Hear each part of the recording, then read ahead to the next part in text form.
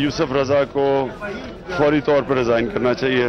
جو بھی ہو جائے مجرم وزیر اعظم نہیں بن سکتا. اس کے ساتھ جائیں گے جو چوروں ڈاکوؤں پتھری داروں کو مجرموں کی حکومت کے خلاف میدان میں نکلے گا. ہم اس پارٹی میں ہو جائیں. Why should I follow the dictations of those people who are intriguing against democracy? یوسف رضا گیلانی جو ہے وہ ایک سزا یافتہ وزیر اعظم ہے. تو پھر کیا سزا یافتہ وزیر اعظم کو پاکستان کا وزیر اعظم رہنا چاہیے؟ اب سارا ایشو اس وقت ایک ہے. We should not pass the last budget. یہ اس 5th budget کو روکنے کے لیے so that we should not give relief to the people of this country in the last year of our budget. تو اس کے لیے یہ سارا تماشا اس کے لیے ہو رہا ہے اور بجٹ بھی یوں پاس ہوگا. گیلانی صاحب آپ نے پاکستان کے ساتھ اچھا نہیں کیا. آپ نے آئین سے انحراف کیا ہے, قانون سے انحراف کیا ہے. یہ ریزائن نہیں کرتے, ان کو یہ نہ کہیں, شرمندہ ہوتے ہیں کیونکہ انہوں نے ریزائن نہیں کرنا.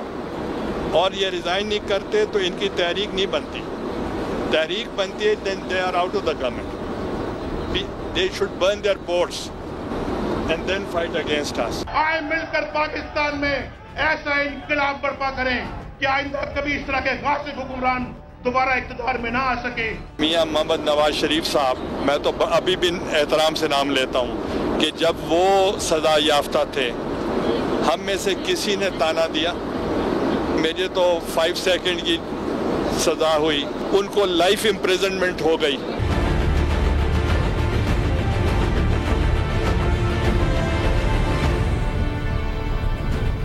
بسم اللہ الرحمن الرحیم. السلام علیکم ناظرین, میں ہوں Jasmine Manzoor and welcome to the show. ناظرین, یہ بات تو طے ہے کہ پاکستان کی عوام کے مسائل کچھ اور ہیں اور سیاستدانوں کی ترجیحات کچھ اور ہیں. ایک طرف ہمارے وزیر اعظم ہیں جو بیرونی ملک دورے پر جا چکے ہیں, ماں سوا اس کے کہ نہ وہ صرف مجرم ہیں بلکہ ان کا تفصیلی فیصلہ بھی آ چکا ہے, جس سے کہ ایک اور نئی قانونی اور سیاسی بحث کا بھی پاکستان میں آغاز ہو گیا ہے. بہت سارے پاکستان پیپلز پارٹی کے اندر بیٹھے ہوئے لوگ یہ سمجھ رہے ہیں, نہ صرف سمجھ رہے ہیں بلکہ کھلے عام کہہ بھی رہے ہیں, جس میں کہ انفارمیشن منسٹر قاہرہ صاحب کا بیان میں نے خود پڑھا ہے جو اس وقت وزیر اعظم کے ساتھ بیرون ملک دورے پر ہیں. انہوں نے یہ کہا ہے کہ فیصلے کو تو سر آنکھوں پر ماننے کے لیے بالکل ہم تیار ہیں, لیکن اس کے ساتھ جو اضافی ایک نوٹ آیا ہے اس کے اندر پاکستان پیپلز پارٹی کے لوگوں کو شاید یہ محسوس ہوتا ہے کہ جس نظم کا حوالہ دیا گیا ہے اس حوالے سے کچھ سیاسی تعصب کا بھی لگتا ہے ان کو. اب ان کی یہ فیلنگز ہے کہ شاید اس میں اس کی کوئی جھلک ہے. نظم کے جو اشعار ہیں وہ ہم نے کل پڑھے, آج بھی ہم آپ کے سامنے کچھ اشعار جو ہیں وہ دہرا دیں گے. بہرحال ان کی لیگل حیثیت کیا ہے یہ تو مجھے نہیں پتا, لیکن کیا یہ قوم کو ایک مشورہ ہے, لیکن ججمنٹس میں کیا یہ چیزیں لکھی جاتی ہیں یا نہیں لکھی جاتی کہ قابل رحم ہے وہ قوم جو جمہوریت کے دعوے دار ہیں لیکن اس سے محض ووٹ ڈالنے کے لیے قطار تک محدود رکھے ہوئے ہیں. سو یہ سارے معاملات, اور دوسری طرف نئے سیاسی اتحاد بھی بن رہے ہیں. جب نئے سیاسی اتحاد کی بات کرتی ہوں تو میاں محمد نواز شریف جو سندھ کے دورے پر تھے انہوں نے ایک اہم ملاقاتیں کی. آج ان کے ساتھ ممتاز بھٹو صاحب نے بھی پاکستان مسلم لیگ نواز میں شرکت کا اعلان کر دیا ہے, جو کہ ایک بڑی بات ہے ضرور. ممتاز بھٹو صاحب کا نہ صرف سندھ میں ایک ووٹ بینک ہے بلکہ اس کے ساتھ ساتھ ان کا ایک اثر رسوخ ہے, جسے یہ کہتے ہیں کہ وہ سندھ کی جو سیاست ہے اس پہ مجموعی طور پر شاید اتنے افیکٹو نہ ہو, لیکن اس کے ساتھ ان کے نام کے ساتھ کچھ اور کڑیاں بھی بنتی ہیں جو پاکستان مسلم لیگ نواز کے اندر شمولیت اختیار کر سکتی ہیں. ان سب چیزوں کو پاکستان پیپلز پارٹی, پاکستان مسلم لیگ نواز اور تحریک انصاف کیسے دیکھتے؟ ملک الیکشن کی طرف جا رہا ہے نہیں چھوٹے سے وقفے کے بعد.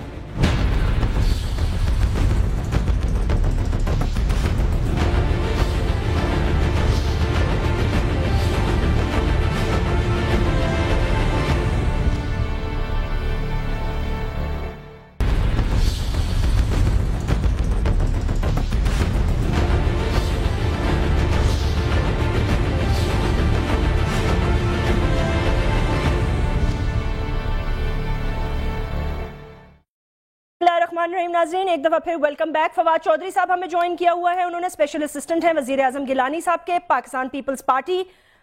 میں شریک ہو چکے ہیں اب، اور ایک اہم رکن بھی ہیں ان کے، صدیق الفاروق صاحب ایک سینئر رہنما ہے پاکستان مسلم لیگ نواز کے، ایک سینئر پولیٹیشین ہیں، اسی طرح نعیم الحق صاحب آپ پریزیڈنٹ ہیں تحریک انصاف کے، اور اب آپ اوور آل سندھ کے حوالے سے، چیپٹر کے حوالے سے پاکستان کی دیگر جو عمران خان کی مصروفیات ہیں ان کو بھی دیکھ رہے ہیں۔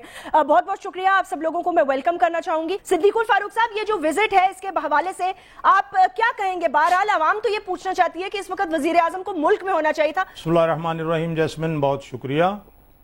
پہلی بات تو یہ ہے کہ مسلم لیگ نون نے ان کے ساتھ کتنے لوگ گئے ہیں اس حوالے سے کوئی پریس ریلیز بھی نہیں جاری کی اور کوئی پریس کانفرنس بھی نہیں کی۔ جی، فواد چودھری صاحب بادشاہ آدمی ہیں، وہ کل غدار کے ساتھ تھے، آج مجرم کے ساتھ ہیں، ان کی کوئی کریڈیبلٹی ویسے بھی نہیں ہے، اور مجھے افسوس ہے کہ میں یہ کہنا پڑ رہا ہے، اگر وہ اس طرح کا رویہ نہ اختیار کرتے تو میں انہیں یہ بات نہ کہتا، لیکن ان کی کیا کریڈیبلٹی ہے؟ کل وہ پرویز مشرف غدار کو سپورٹ کر کے کرتے رہے ہیں، یعنی اور اس کو پھر چھوڑا ہے تو اس طرح سے چھوڑا ہے، اور ان کے سامنے اللہ وہ اپنا شعر بھی غالب کا نہیں تھا کہ وفاداری بشرط استواری اصل ایمان ہے۔ چلے وہ تو چھوڑ دینا، وہ ان کا جی جمہوری حق ہے، وہ تو نہیں چھین سکتے۔ میں یہ عرض کروں کہ اب وزیر اعظم جی وہ اس پہ بات کرتے ہیں، میں یہ عرض کرتا ہوں کہ وزیر اعظم ہے نہیں۔ اچھا، مجرم آدمی کو سزا ہو چکی ہے، وہ وزیر اعظم نہیں ہے، الا یہ کہ ان کی اپیل ایڈمٹ ہو اور ساتھ ہی ان کی سزا معطل ہو۔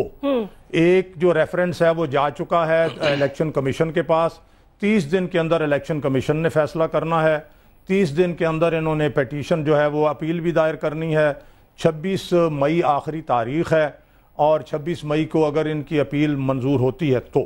اب دوسری بات یہ ہے کہ یہ جو 70 ہم نے نہیں، آپ نے ایک انڈیپینڈنٹ اخبار کے حوالہ دیا ہے، جی، یہ قوم پر اس سے زیادہ ظلم اور کیا ہو سکتا ہے کہ دوسرا ملک ان کا مذاق اڑا رہا ہے کہ ہم نے 6 آدمیوں کو دعوت دی تھی، یہ 70 اور 70 سے زیادہ لوگ لے کے آئے ہیں، اور آپ کو معلوم ہے کہ بعض اخبار نویس وہ بھی ہیں جنہوں نے ان مجرم وزیر اعظم جس وزیر اعظم نہیں ہے ان کے ساتھ جانے سے بھی انکار کر دیا ہے۔ جی، میں ان کو بھی سلام پیش کرتا ہوں، اور شاید بہت سے اخبار نویس جو اور پروگرام کرنے والے جو ہیں وہ ماشاءاللہ آئیں گے اینکر پرسنز، تو وہ اس ایشو پر بھی بات کریں گے۔ میں یہ عرض کرتا ہوں کہ پیپلز پارٹی والے دوستوں کا یہ وتیرہ ہے کہ انہوں نے 71 کے 70 کے الیکشنوں میں عوام کا مینڈیٹ نہیں مانا اور ملک کو 2 ٹکڑے کر دیا، اب یہ سپریم کورٹ کے فیصلے نہیں مان رہے اور نعرے لگا رہے ہیں، یہاں ایک دھما چوکڑی مچائی ہوئی ہے انہوں نے، خلیل جبران کی نظم جو ہے وہ پڑھ کے یہ اپنے آپ کو درست کرنے کی بجائے یہ خلیل جبران اور ججوں پر یہ چڑھ دوڑے ہیں اور اپنے رویے کو نہیں رکھتے۔ جو یوسف رضا گیلانی ہیں، اگر قرارداد مقاصد پریمبل آف دی کانسٹیٹیوشن کو دیکھ لیں تب بھی امین ہونا چاہیے۔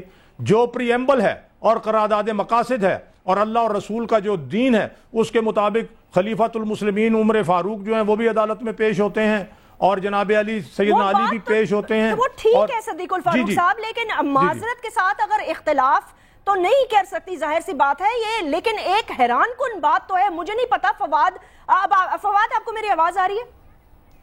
جی آ رہی ہے۔ اچھا سوری، پتہ نہیں تھوڑی سی آڈیو میں پرابلم تھی، میں نے کہا کلیئر ہو جائے۔ میں اپنی بات مکمل کر لوں ذرا۔ سر آپ ایک سیکنڈ کیجئے گا، نہیں ایک سیکنڈ میں جو پوائنٹ آپ نے ریز کیا میں فواد کے پاس واپس اس پوائنٹ کو ذرا تھوڑا سا ہائی لائٹ کرنا چاہتی ہوں۔ یہ جو اضافی نوٹ میں آپ نے کہا کہ خلیل جبران کی نظم کا یہ مذاق اڑا رہے ہیں، اس پر ان کو اعتراض ہے، وہ یہ کہہ رہے ہیں کہ دس از سم تھنگ جو ایک سیاسی طور پر ان کو شاید یہ فیل ہو رہا ہے پیپلز پارٹی کے لوگوں کو کہ ایک سیاسی چیز ان کے اوپر لگائی گئی ہے۔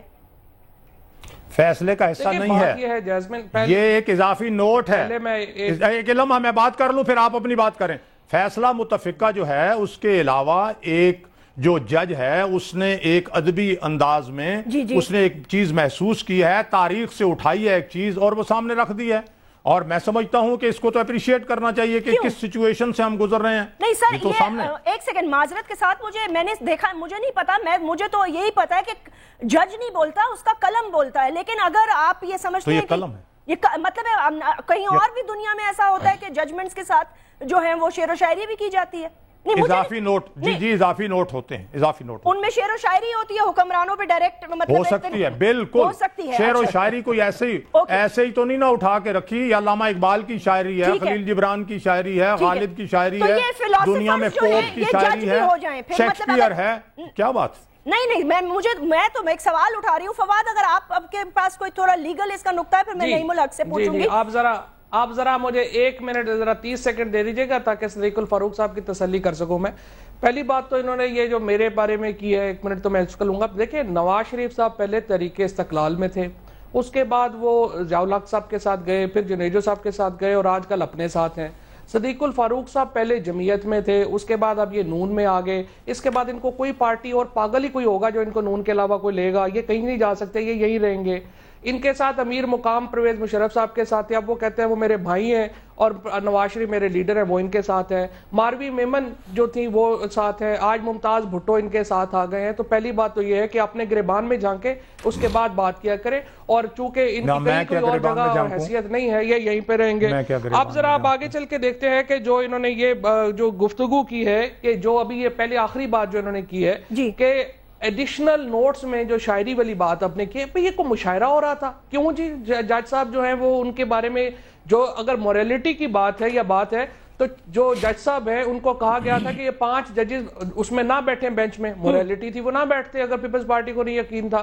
اسی طرح موریلٹی تھی کہ جو ججز جو ہے انہوں نے پی سی او کا حلف اٹھایا ہوا تھا تو پھر ان کا تھا کہ وہ پھر اپنے عہدوں سے استعفے دے دیتے, باقی سب کو انہوں نے موریلٹی میں فارغ کر دیا اور خود جو ہے وہ ابھی تک تشریف رکھتے ہیں وہیں پر. اسی طرح سے جو خلیل جبران کی جو نظم ہے اس کے اوپر اب یہ بھی ہے کہ قابل رحم ہے وہ قوم جس کے جج جو ہیں وہ طاقتور کے سامنے جھک جائیں اور ہر جمہوری حکومت سے اس کے اختیارات چھیننے کی کوشش کرنا شروع کر دیں. یہ بھی جو ہے وہ خلیل جبران کی جو شاعری ہے اس کی جو ورژنز ہیں وہ اب آنا شروع ہو رہے ہیں.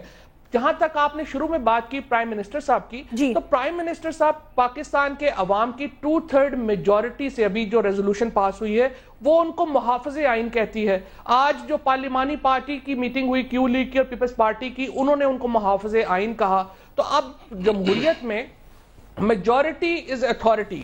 پاکستان کے عوام کی 2/3 اکثریت جو پارلیمنٹ میں ریپرزینٹ کرتی ہے وہ وزیر اعظم کے اوپر اعتماد رکھتی ہے. وزیر اعظم کے اوپر جرم یہ ہے کہ انہوں نے آئین کے آرٹیکل 248 کی پاسداری کی اور انہوں نے کہا کہ میں آئین کے خلاف اقدام نہیں کروں گا. پارلیمنٹ جو ہے وہ اگر مجھے کہہ دے 248 ختم کر دے تو ہم چلے جائیں گے. مسلم لیگ نون کی جو اپنی ہسٹری ہے ریسنٹ, پہلے یہ عدالتوں کے خلاف تھے, پھر یہ صدر صاحب کے خلاف انہوں نے نعرے لگائے, پرائم منسٹر کے خلاف نعرے لگائے, اور اب یہ جلدی جو ہے یہ اسپیکر کے خلاف شروع ہو جائیں گے. نہ ان کی کوئی ادارہ جاتی سوچ ہے, نہ یہ فیصلے پہلے کرتے ہیں, سوچنا یہ بعد میں شروع کرتے ہیں. این آر او کا معاملہ آیا, یہ اٹھ کے اس میں شامل ہو گئے. اس کے بعد میمو کمیشن آیا, اس میں شامل ہو گئے. اب یہ آیا فیصلہ, اس میں انہوں نے سوچا نہ سمجھا, اٹھا کے چھلانگ لگا دی, اور اس کی وجہ سے یہ 8 ضلعوں اور 2 میڈیا چینل کی پارٹی بن کے رہ گئے ہیں. ان کی کوئی نیشنل حیثیت نہیں ہے. پی ٹی آئی اور نون لیگ کا آپس میں مقابلہ چل رہا تھا. پی ٹی آئی نے اوبیسلی ایک سگنیفیکنٹ پوزیشن گین کر لی ہے ان کے مقابلے میں, اور یہ آپس کی پوزیشن کی لڑائی ہے, ہمارا اس سے کوئی تعلق نہیں. نعیم الحق صاحب, آپ کی پارٹی کا جو 1 سیکنڈ صدیق الفاروق صاحب, نعیم الحق صاحب آپ کی پارٹی کا موقف واضح طور پر سامنے آ چکا ہے. اپیل کا ویٹ کر رہے ہیں لیکن پھر بھی عمران کہہ رہے ہیں کہ وزیر اعظم جو ہیں اب وہ مجرم ہیں. آپ اس چیز کو کس طرح دیکھتے ہیں؟ اس وقت بیرونی طاقت بھی ہمیں دیکھ رہی ہے, دنیا بھی ہمیں دیکھ رہی ہے, اور سب سے امپورٹنٹ بات یہ ہے کہ عوام کو بجٹ بھی دینا ہے آپ نے, اور جلدی ہی دینا ہے. اور وزیر اعظم یہ کہتے ہیں کہ عمران خان اور میاں محمد نواز شریف نے اگر میرے خلاف تحریک چلانی ہے تو مل کے چلائیں, لیکن پہلے سیٹوں سے فارغ ہو جائے. ان کو کہا ہے, اور آپ کو بھی کہا ہے کہ پہلے آپ پارلیمنٹ کا حصہ بنے, پھر ان کو مشورے دیں.